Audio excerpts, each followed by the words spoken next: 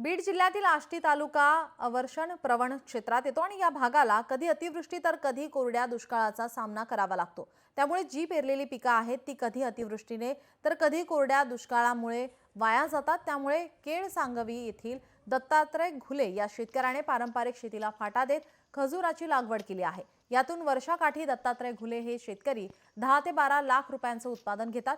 याचाच आढावा घेतला आमचे प्रतिनिधी हरिदास तावरे यांनी।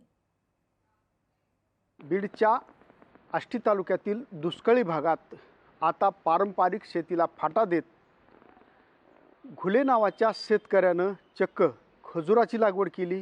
गेल्या 4 वर्षापूर्वी या खजुराची लागवड केली। आता त्याचं उत्पादन यायला सुरुवात झाली आणि अत्यंत कमी पाण्यात कमी कालावधीत जास्त उत्पादन देणारं पीक म्हणून खजुराकडे पाहिलं जातं। विशेष म्हणजे खजूर बीड जिल्ह्यामध्ये हा जो प्रयोग आहे खजुराचा तो पहिल्यांदा या ठिकाणी बीड जिल्ह्यात केला गेला।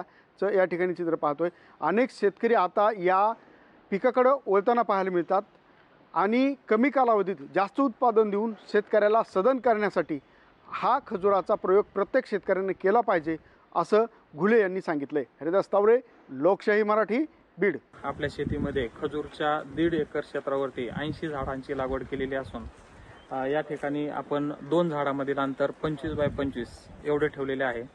त्याचबरोबर या झाडांना कमीत कमी पाण्यामध्ये फळ येतात। एकरी 65 झाडांची या ठिकाणी लागवड होते।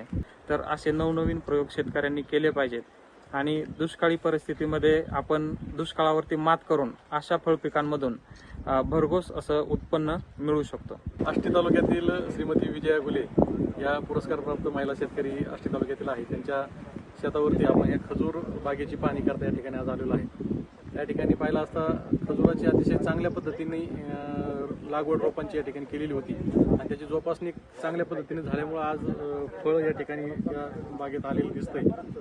आपल्या आष्टी तालुक्यातील शेतकऱ्यांकडे जर आपण विचार केला तर दुष्काळी परिस्थितीमुळे आपण असं म्हणतो की पाण्याची सोय नाही, परंतु काही फळपिकं अशी आहेत की त्या फळपिकांना पाण्याची गरज कमी लागते।